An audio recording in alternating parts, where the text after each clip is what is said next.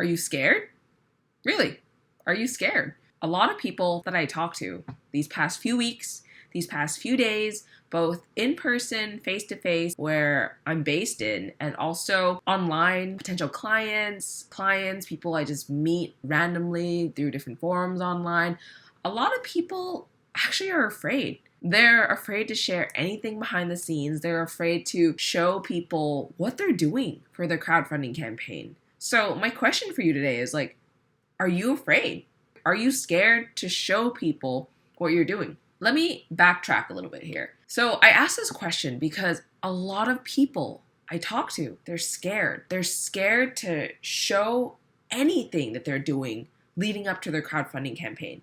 They're scared to show any hiccups along the way. They're scared to open up and tell people their stories. They're scared to showcase people why they're creating this particular product and why they want to solve for this pain point. And digging deeper and deeper and deeper into this, asking so many questions, asking why, on and on and on, I've come to realize that people are scared to really showcase anything about their crowdfunding campaign, anything about the behind the scenes, because they think that, hey, all these big brands that I'm following, all of these like Coca-Colas, these Amazons, these Googles, like they always show the beautiful things on social media. They showcase everything that's polished. They showcase all the bright and cheery images. They show anything that is A+ in content. Well, that's great. It's great, really. It's great for an established brand because they're a global presence. They're worldwide. They need to inspire millions and billions of people. It's awful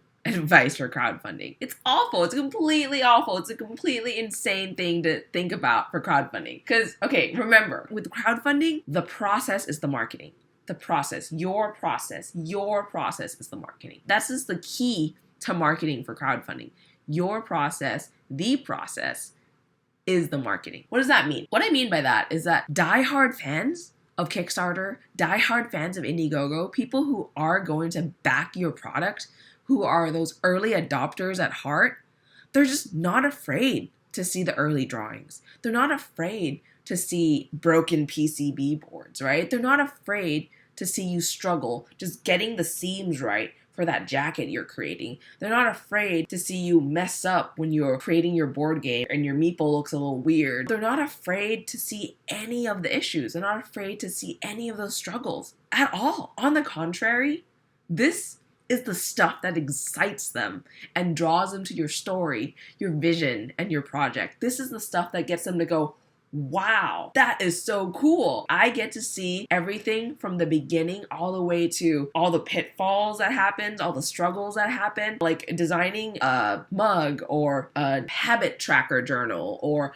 a smart water bottle. I can get to see that from all the way in the beginning all the way till it's like made, marketed, and even like ships to me. People who are on crowdfunding, guys, they love stuff like this. So when you're looking at trying to figure out what to do for your marketing, trying to figure out how to build your crowd, I encourage you to just be open. Be open, be transparent. People want to see all this. People want to see your story. They want to see literally where you're working. Honestly, just kind of look at me. I'm right now sitting in the middle of my kitchen/dining room recording this video. In the back, you can even see my fridge right there, and you can see my coats hanging out there. It's not perfect, but this is me. This is where I'm working today. This is what I'm doing today. And people love seeing that. They love seeing that you're real. Your story is real. You're coming from a place of transparency. You're coming from a place of authenticity. So just be who you are and showcase who you are, because nothing's going to be perfect. I assure you, your crowdfunding campaign, nothing's going to be perfect. You can plan things to a T, but things are going to fall apart. It's what you do when things fall apart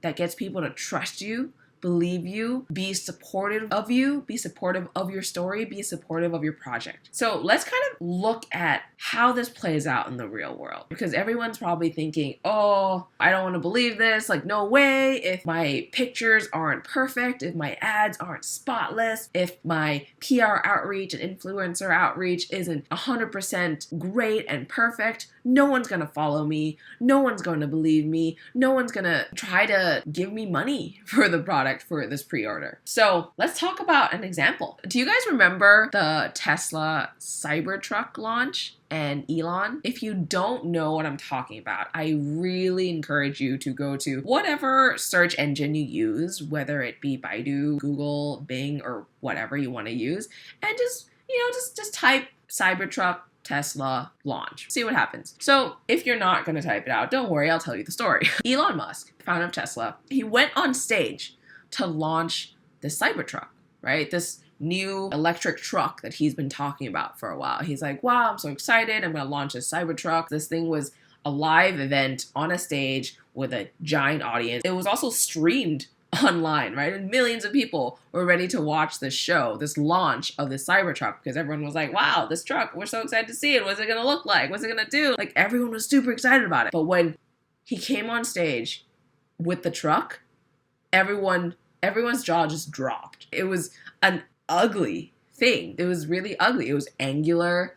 It was kind of unfinished. It didn't really have a lot of class, right? It was not a pretty thing. And then things got even better. Things got even better. The team tried to show how strong the truck was because it was kind of marketed to be tough, strong, like a truck. So they tried to showcase like the strength of the truck. And they boasted that the windows can actually withstand a sledgehammer. This window can withstand bullets, right? So they're like, oh, this thing is so strong. This thing is so strong. But when they were actually doing the demonstration for it, they had a metal ball that they were going to throw at the window to showcase that, it's going to, bounce right off because it's so strong, right? But then, boom, they threw it and the window just shattered. It just broke into pieces. And they're like, ooh, that doesn't showcase strength. That doesn't showcase durability. And so they tried again. They didn't give up. They tried again. They got the metal ball again. And they were like, we're going to try this on a different window because it's supposed to be tough enough to just withstand all this, right? Boom. And it breaks. The second window breaks. It happened again. The same thing. It happened. It didn't withstand the metal ball. Oops, right? Just like big fat oops. From the looks of it, from every journalist article, everyone who was watching, all the millions of streamers, everybody who was online on Reddit, talking on Facebook, talking on Twitter, everyone thought the launch was a total failure. Total, utter, complete failure. Right after the event, shares of Tesla, they're a publicly traded company, shares of Tesla dropped by around 6%, which is giant. The 6% drop actually even means that Elon Musk's personal net worth dropped in one day by, I think it was $760 million. Like, the shares dropped so much, his net worth just dropped by $760 million in one single day, just because of that launch, just because that ugly piece of thing, just because the proof of durability and strength didn't work. All this just happened like overnight. It's crazy. However, hear me out. However, things took a turn. Within a few days of the disastrous launch event, disastrous, nothing went according to plan, disastrous launch event, Tesla received about 150,000 pre-orders for the Cybertruck. 150,000 pre-orders. 150,000 pre-orders for the Cybertruck. Yes, that same Cybertruck that was super ugly and everyone just hated on the angular design. The same Cybertruck that had its windows broken when it was trying to show how strong it was. That same Cybertruck got 150,000 pre-orders at $100 a piece. That's 15 million in pre-orders, guys. 15 million from that disastrous event. I'm still laughing at how crazy that event was. It was insane. Nothing went according to plan. So let's dissect this a little bit. Let's dissect what happened, because I think that knowing this will really, really help you guys wrap your head around the fact that the process is the marketing. Going up to the launch, the team behind the Cybertruck was probably sweating buckets. Let's be honest here. They were probably sweating buckets. The window wasn't going to be sledgehammer ready. It wasn't going to be bulletproof or metal ball ready. The prototype design of the car itself wasn't the most beautiful car on the block. The person who designed it probably just had their heart just palpitating the whole time because they were like, oh, what are people going to say? This doesn't look like any other car. It's just angular and just not that pretty or polished. Basically, just nothing was ready. Going up to the launch, nothing was ready. However, they were able to secure $15 million in pre-orders just because of that launch event. Why? Because they were really able to put down their barriers, take down everything that was going to be perfection, and show the world what they had. Show the world, hey, this is our idea. This is where we started. Hey, this is where this idea is going. This is going to be bulletproof. This is going to be much more beautiful when we actually go into production. This is what the wheels are going to be like. This is what we envision for it. They were able to take down those barriers and just bear all. They were able to show people, hey, like, we know this isn't perfect. Elon Musk even said, well, there's room for improvement. They were able to just tell people this is what they're trying to make. This is why they're trying to make it, and get people on board with their story, on board with their creation process, their production process, their vision and their idea, so that people will believe them that, hey, this is not something that's gonna come out from nowhere. This is it. This is the real deal. You're gonna see everything from the struggles. You're gonna see everything from the pitfalls to the wins. You're gonna see everything from our broken, shattered glass all the way through to, hey, our window that is sledgehammer and bulletproof. They were able to put down all those barriers and just show people exactly what they're working on and where they're going. And that, my friends, is the epitome of what you should be doing for your crowdfunding campaign. This is the epitome of the process is the marketing. And your process is your marketing. By showing the good and the bad, someone like Elon was able to secure the trust of tons of people around him, 150,000 people in the first few days of that disastrous launch, and bring people to his side. The process is the marketing. Kickstarter and Indiegogo backers are a lot like those people who put down money for the Cybertruck. They're the type of people who are not afraid to see things break. They're not afraid to see your struggle. They're just actually excited by the fact that you're showing them exactly what goes into making their product. They love your story. They love your wins. They love your fails. They love your struggles. And they love you being authentic with them, being open with them, showing them exactly what you're making, where you're at, where your headspace is at, where your vision is taking this company, taking this business, taking this product. They love seeing all that. And that's exactly what you should be doing for your campaign. What Elon is doing is exactly what you should be doing for your campaign. If you're at a point in your board game creation where you're still literally just making like cutout pieces for the different cards, show people that.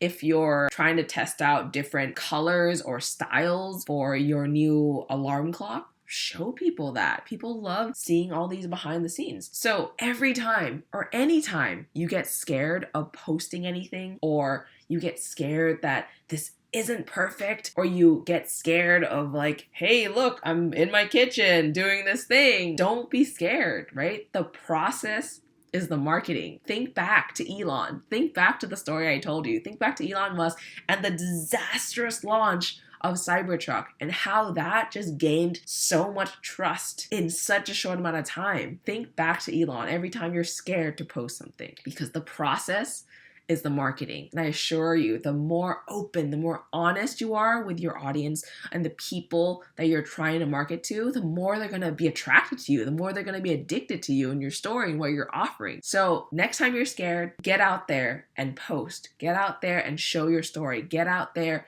and be who you are. That's kind of the message I have for you guys today. The process is the marketing. Remember that.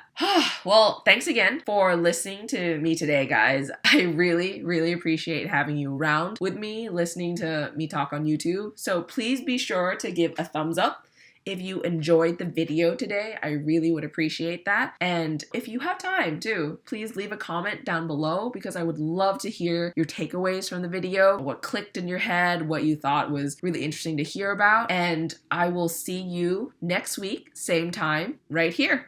Bye, guys.